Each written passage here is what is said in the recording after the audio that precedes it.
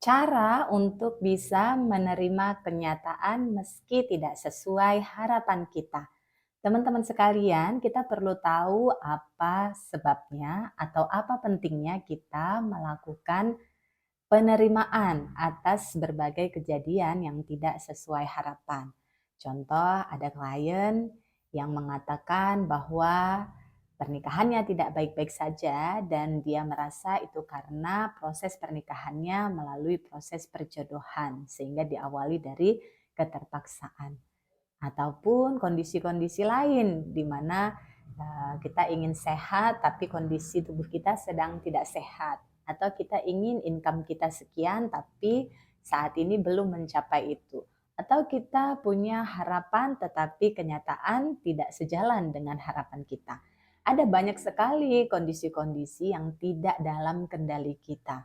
Kita punya keinginan tapi kenyataan bukan wilayah kita. Karena apapun yang terjadi dalam hidup kita sudah merupakan rencana terbaik dari Tuhan. Itu sebabnya teman-teman sekalian kita perlu belajar dan berlatih untuk bisa menerima apa yang sudah menjadi rencana maupun ketetapan dari Tuhan yang menguasai kehidupan ini. Teman-teman sekalian, apa akibatnya kalau kita tidak atau belum menerima kenyataan ataupun kondisi yang ada saat ini? Itulah yang membuat kita jadi overthinking. Ada kemarahan di hati kita, ada penyesalan, ada kekecewaan, ataupun juga rasa takut terkait dengan masa depan yang akan datang. Ini membuat kita jadi tidak baik-baik saja, bahkan bisa menyebabkan mental kita terganggu, kemudian kesehatan kita menurun, relasi kita jadi tidak harmonis. Banyak hal yang menjadi efek samping dari ketidakterimaan kita atau penolakan kita, kemarahan kita terhadap kondisi yang sudah terjadi. Begitupun halnya dalam pekerjaan, ketika ada suatu permasalahan di kantor ataupun kesalahan yang dilakukan oleh diri kita sendiri ataupun rekan kerja maupun staf kita dan kita tidak menerima itu, kita menyangkal itu, kita menyalahkan, ya, itu hanya memperburuk keadaan. Maka penting sekali untuk kita bisa belajar dan berlatih menerima apa yang sudah terjadi di dalam kehidupan kita. Baik ataupun buruk, suka ataupun tidak suka, ya, semuanya harus diterima. Karena penerimaan merupakan obat dari kesembuhan. Ya, tokoh psikiater yang bernama Louise Hay menyampaikan bahwa apapun yang belum kita terima akan membuat kita menderita. Jadi kalau tidak ingin hidupnya, hatinya menderita, yang perlu dilakukan adalah menerima, ridho dengan apa yang sudah terjadi. Siapapun yang kita anggap sebagai pelakunya, apapun meskipun itu diri sendiri ataupun orang lain, ya, tidak menjadi masalah karena kuncinya adalah seberapa mampu kita menerima kenyataan tersebut. Di titik di mana kita ikhlas, ridho menerima kenyataan tersebut, di titik itulah perubahan keajaiban terjadi.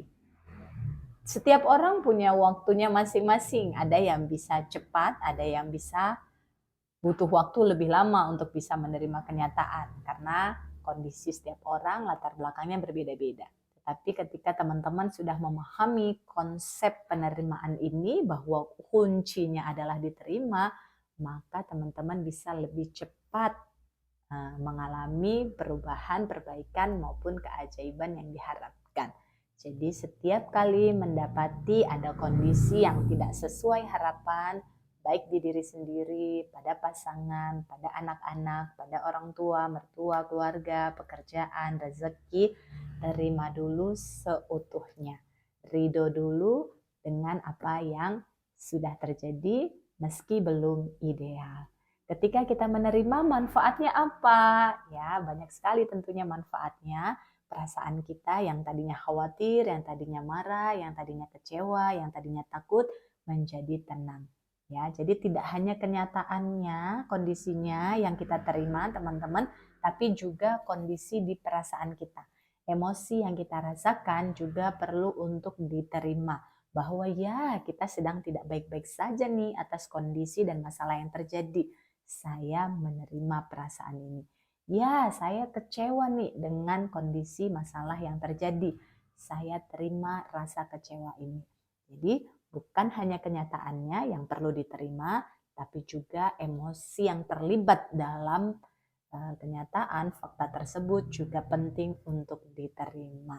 Karena ketika kita menerima, hati kita jadi lapang. Ya, pertama, hati, emosi, perasaan kita jadi lapang.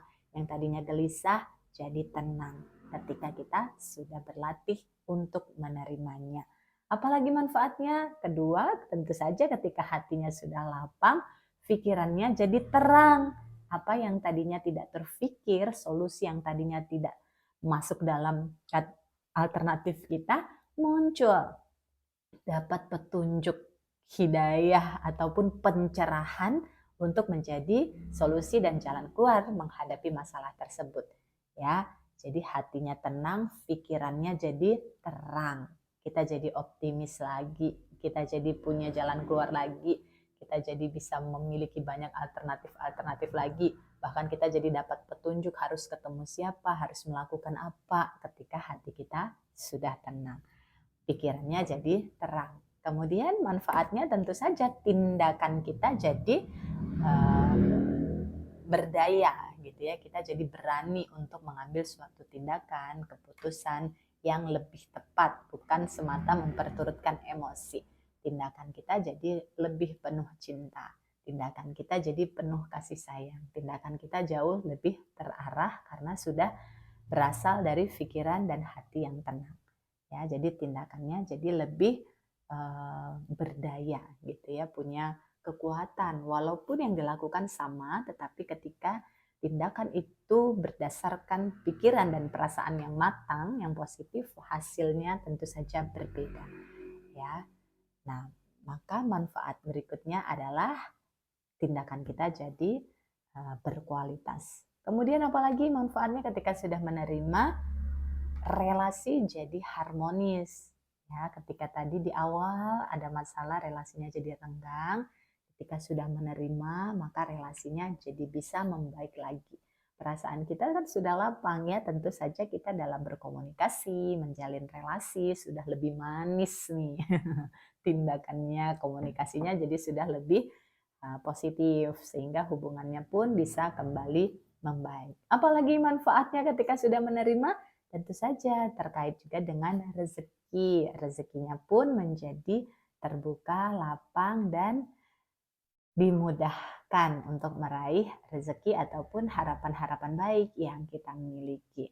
Banyak sekali tentunya manfaat-manfaat dari penerimaan ini, yang dimana intinya ketika kita menerima, hati kita jadi tenang, pikiran kita jadi terang, tindakan kita jadi berkualitas, relasi kita membaik, dan dengan demikian rezeki atau apapun yang kita inginkan semakin mudah untuk diwujudkan.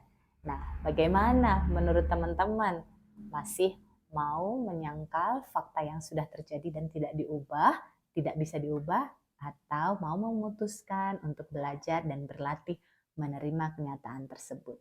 Lantas bagaimana cara untuk menerimanya?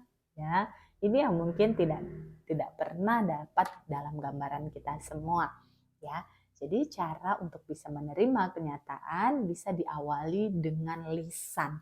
Karena apa yang kita ucapkan akan mempengaruhi struktur di pikiran, apa yang muncul di pikiran mempengaruhi perasaan, apa yang muncul di perasaan mempengaruhi tindakan, tindakan mempengaruhi hasil.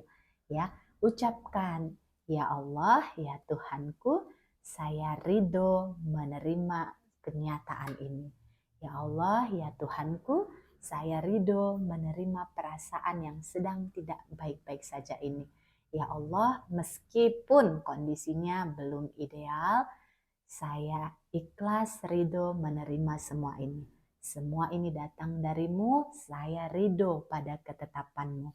Semoga dengan keridoan di hati saya ini mendatangkan keridoanmu, yang mana keridoanmu akan mendatangkan pertolongan dan keajaiban ke dalam hidup saya. Saya terima dengan lapang hati. Semoga bermanfaat.